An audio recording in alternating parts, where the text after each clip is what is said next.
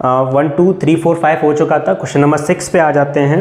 ठीक है, हमारे पास क्वेश्चन है what is the ratio in which the line segment joining the 2, -3 and 5, 6 is divided by the x axis. ठीक है, 2 point दे रखे हैं बेटा क्वेश्चन में हमारे 2, -3 एंड लेट ए कॉमा और दूसरा बी कॉमा हमें बी दिए रखा है जो कि है तुम्हारा 5, 6 और इस लाइन को डिवाइड करने वाली जो लाइन है वो है तुम्हारी एक्स एक्सिस। तो बेटा हिंट ये है कि अगर हमारे पास ये सेक्शन ये तुम्हारा डिस्टेंस फॉर्मूले से कोऑर्डिनेशन ज्योमेट्री से, तो आपको 2 चीज़ याद रखनी चाहिए। सबसे पहला आपका आता है सेक्शन फॉर्मूला। ठीक है, सेक्शन फॉर्मूला आपको पता होना चाहिए क्या होता है। सेक्शन फॉर्मूला एक्स के लिए जो आता है वो क्या आता है बेटा कि अगर मान लो कोई भी पॉइंट डिवाइड करके जा रहा है, उसके एक्स और वाई कोऑर्डिनेट आएंगे, तो इसका जो एक्स कोऑर्डिनेट आएगा वो कैसे आता है। इसको अगर m1 और m2 के लिए लेते हैं, कभी कभी से हम लैम्डा और 1 भी लेते हैं। ठीक है, तो आंसर क्या हो जाएगा, इसका मल्टीप्लाई इसके कोऑर्डिनेट से आता है बेटा, तो m1 का मल्टीप्लाई x2 से होता है और m2 का मल्टीप्लाई x1 से होता है, m1 प्लस m2 आता है। ठीक है, कभी कभी इसका फॉर्मेट कैसे लेते हैं, लैम्डा प्लस x2 और 1 इंटू x1 और ये होता है लैम्डा प्लस 1, इस फॉर्म से भी आ जाता है। ये दूसरा फॉर्मूला होता है m1 y2 m2 y1 और आ जाता है m1 प्लस m2 दूसरा टर्म इसके आ जाता है बेटा लैम्डा y2 1 इंटू y1 और लैम्डा प्लस 1। ये कंडीशंस आती हैं, ये सेक्शन फॉर्मूला का क्वेश्चन है। तो अगर आपको x एक्सिस डिवाइड कर रही है या y एक्सिस डिवाइड कर रही है तो हम इनके लिए करें। अगर मान लो x एक्सिस डिवाइड कर रही है तो आपको एक चीज तो पता है कि x एक्सिस पर y पॉइंट क्या होता है, 0। तो x मुझे नहीं पता पर मुझे y तो पता है कि x एक्सिस अगर काट जा रही है तो इस लाइन को y पॉइंट इसको 0 होगा। बस अब हमें क्या निकालना है, हमें एक्चुअल में इसका रेशियो निकालना है। तो हमको लैम्डा और 1 मान लिया, क्या मान लिया, लैम्डा और 1। अब मुझे x के बारे में कोई चीज पता नहीं है, काट एक्सिस रही है पर आंसर हमारा y एक्सिस से आएगा, आंसर हमारा y एक्सिस से आएगा।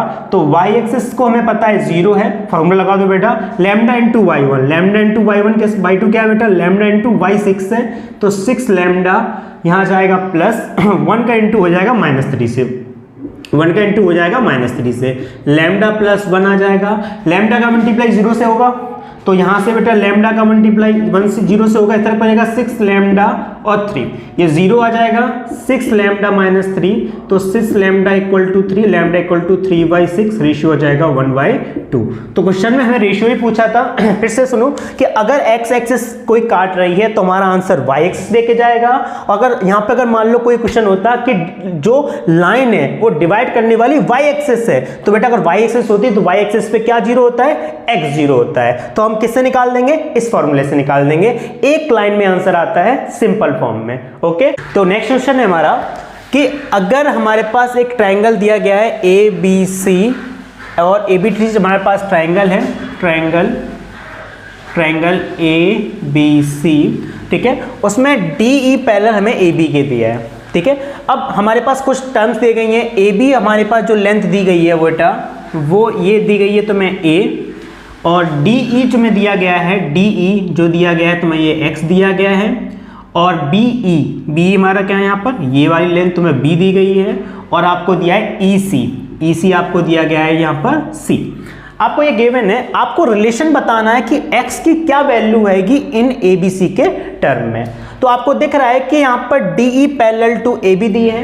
हम ट्रायंगल चैप्टर में बेटा थ्योरम, पहली जो थ्योरम थी हमारी, जो बेसिक प्रोपोर्शनलिटी थ्योरम थी, वो क्या कहती थी बेटा कि अगर हमारे ट्रायंगल में ABC ट्रायंगल में अगर ये line EF parallel to BC है, अगर EF पैरेलल टू BC है तो वहां पे क्या होगा, उनके जो अदर रेशियोज हैं वो सेम हो जाएंगे।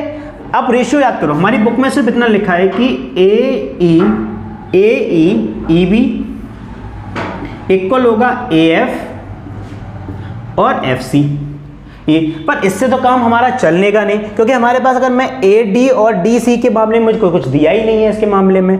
ठीक है, तो सबसे पहले अगर ये फॉर्म है तो इससे पहले हमें क्या करना पड़ेगा चीज, तो ये तो होता ही है। और दूसरी चीज याद करो बेटा, हम इसको ऐसे भी लिख सकते हैं AB अपॉन AE और AC अपॉन AF।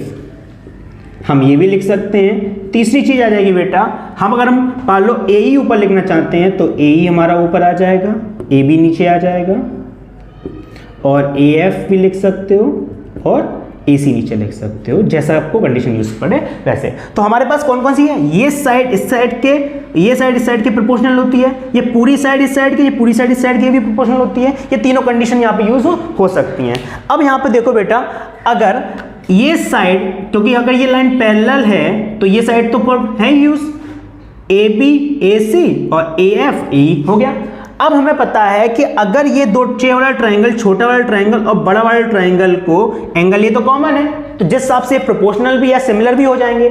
अब जब ये सिमिलर हो जाएंगे बेटा, तो सारी रेशियो, सारी साइड का रेशियो कैसा हो जाएगा, आपका सेम रेशियो हो जाएगा। ठीक है, तो जब सेम रेशियो हो जाएगा तो इस ट्रायंगल को देखो बेटा, तो सारी चीजें क्या हो जाएगी बेटा, सी ई इक्वल टू हो जाएगा बेटा सी ई सी बी के बराबर, बी सी के बराबर, दूसरा सी डी किसके बराबर हो जाएगा, ए सी के बराबर, ठीक है, प्रोपोर्शनल बराबर हो जाएगा, और डी ई किसके हो जाएगा बेटा, ए बी के बराबर।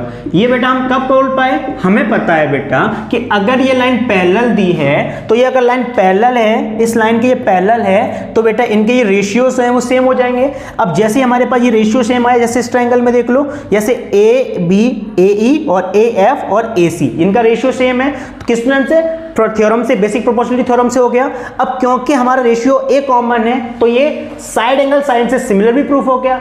जब ये दोनों, ये छोटा ट्रायंगल बड़े ट्रायंगल के सिमिलर प्रूफ हो रहा है, तो फिर ये इनके रेशियोज भी सेम होंगे। बस अब इसमें रेशियोज में वैल्यू रख दो। हमारे पास सी पता है कितना है बेटा, सी सी है, बी सी कितना है बेटा, बी सी में क्या आ जाएगा, बी प्लस सी, ठीक है। अब देखो सी डी कितना है बेटा, एक्स है, ठीक है, और ए बी कितना है, यहां पर देखो डी ई पता है एक्स है, और ए डी कितना है बेटा, ए बी, ए बी, तो ए बी कितना है, ए है, तो एक्स की वैल्यू यहां से क्या हो गई बेटा, A C B plus C, that the answer. ठीक है, डायरेक्ट हम लिख सकते थे, अगर हमारे पास, आपके पास ये दो ट्रायंगल्स दिए गए हों और आपकी लाइंस पैरेलल दी गई हों, तो इतना सिंपल है कि दोनों ट्रायंगल सिमिलर हो जाएंगे। कैसे सिमिलर हो जाएंगे, उसका प्रूफ होता है कि हमें पता है कि थ्योरम, बेसिक प्रोपोर्शनलिटी थ्योरम क्या बोलती है, अगर आपकी लाइंस पैरेलल हैं तो उनके रेशियो सेम रेशियो में होंगे, जिनकी तीन कंडीशंस हो सकती हैं, ये लाइन इस लाइन के, ये लाइन इस लाइन के, इस फॉर्म के, जैसे इस ट्रायंगल में मैंने समझाया ए ई और ई बी, ए एफ और एफ सी, ये हमें पहले थ्योरम में समझाया गया है। दूसरा ए बी ए ई लिख सकते हो, ए सी ए एफ भी लिख सकते हो, ठीक है, ए सी ए एफ भी लिख सकते हो, उल्टा भी लिख सकते हो, A F upon A B और ए एफ अपॉन ए सी भी लिख सकते हो। ये तीन कंडीशन यहां से बनती हैं। अब ये तीन कंडीशन के साथ एंगल ये तो कॉमन है दोनों में, तो हमारे पास साइड एंगल साइड से ये सिमिलर भी हो जाएंगे। जब ये दोनों ट्रायंगल सिमिलर हैं तो आप डायरेक्ट जी लिख सकते हो। तो इन शॉर्ट आपका डायरेक्ट क्वेश्चन कैसे बनेगा कि अगर आपको ऐसी कंडीशन दे रखी है और लाइंस पैरेलल दे रखी हैं, तो आपको करना क्या है, सारी साइड को सिमिलर प्रूव कर देना है, सेम रेशियो प्रूव कर देना है, और सेम रेशियो में जो भी आपकी रिक्वायरमेंट साइड दी गई है उनको ले लेना है। इसमें मैंने क्या इक्वल लिया, सी अपॉन बी सी और D E upon A B लिया, ठीक है, क्योंकि हमारे पास डी सी और ए सी में कोई रिलेशन नहीं दिया गया था तो उसको नहीं दिया। इन दोनों को इक्वल करके हमने वैल्यू रख दी और वैल्यू पुट करके आंसर आ गया। डन। चलो हम चलते हैं नेक्स्ट क्वेश्चन पे। तो सिंपल तरीका एक समझना कि सिंपल एक ही तरीका है बेटा, हमने ये समझाने के लिए, हिंट के लिए दिया है। किसी क्वेश्चन में रिक्वायरमेंट किसी और की पड़े तो वो यूज कर सकते हो, बट डायरेक्ट तरीका क्या है कि हमें सब रेशियो इक्वल करके फाइंड करना है। डन। ओके, में देखो बेटा आपको दिया गया है O is a centre, O आपका सेंटर है, ठीक है, and chord PQ makes an angle 50 degree with the tangent PR। Chord जो है वो टेंजेंट से 50 डिग्री एंगल बना रही है, ठीक है, with the point of contact P। Then the angle subtended by the chord at the centre. आपको बताना है कि सेंटर पे कितना एंगल बन रहा है ना। तो बेटा हम सर्कल वाली चैप्टर से आपको दो चीज याद होनी चाहिए। पहला क्या कि पहला ये कि अगर जो रेडियस होती है वो परपेंडिकुलर होती है किस पे बेटा, टेंजेंट पे। तो इसका मतलब है कि पॉइंट ऑफ कांटेक्ट पे एंगल कितने का बनता है, एंगल OPR कितने का होगा बेटा, 90 डिग्री का। एंगल OPR कितना होगा, पूरा 90 डिग्री का। अब आपको पता है ये 50 है, तो ये वाला एंगल कितने का होगा बेटा, इंटरनल एंगल।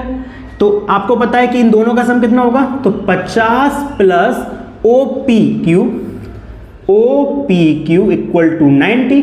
अब आपको पता है कि एंगल ओ पी क्यू कितना हो जाएगा बेटा 90 माइनस 50 जो कि आ जाएगा 40 डिग्री। ये तो आप समझ में आ रहा होगा। चलो अब आपको देखो इन ट्रायंगल में बेटा, तो in triangle O P Q बेटा ये क्या होती है रेडियस, ये भी रेडियस है, ये दोनों रेडियस है बेटा ये इक्वल होंगी। तो आपको पता है कि एंगल P और एंगल Q, एंगल P और angle Q angle opposite to angle P angle Q जो होगा वो इक्वल होगा। क्यों होगा?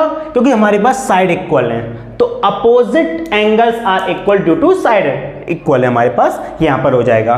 ठीक है, तो opposite angles are equal due to side. अब यहाँ पर angle P angle Q equal हो जाएंगे। अब जब angle P angle Q equal है बेटा, तो हमें पता है in triangle OPQ, in triangle OPQ में तीनों एंगल का सम कितना होगा? एंगल P एंगल Q और एंगल O जो हमें निकालना है, तीनों का सम क्या होगा? एंगल सम प्रॉपर्टी से 180। अब एंगल P हमें निकाल के बैठे हैं 40। अब बेटा एंगल P उतना ही एंगल Q होगा, तो ये भी 40। तो एंगल O सेंटर पे बनने वाला एंगल निकल आएगा। तो एंगल O की वैल्यू आ जाएगी 180 माइनस 80। तो एंगल O सेंटर पे कितने का एंगल बनेगा बेटा? 100 डिग्री का। सेंटर पे कितने का एंगल बनेगा बेटा? 100 डिग्री का। 180 माइनस 80 एंगल O बनेगा 100 डिग्री। क्वेश्चन पूछ रहा था कि टेंजेंट और कॉर्ड के बनने वाला एंगल 50 दे रखा है उसने, और पूछ रहा है कि सेंटर पे एंगल कितना बनेगा। तो आपको पता है कि पूरा एंगल 90 होता है। ये पूरा एंगल कितना होता है बेटा? 90 होता है। ये 50 तो ये 40। अब क्योंकि ये रेडियस है, ये रेडियस दोनों इक्वल हैं, तो साइड इक्वल है तो इनके एंगल भी इक्वल होंगे, तो ये भी 40। आपको पता है तीनों का एंगल कितना होता है? 180। अब तीनों का 180 होता है तो बेटा 40 40 तो 80, तो यही हो गया। तो ये बचा कितना होगा बेटा? 100। तो समझ में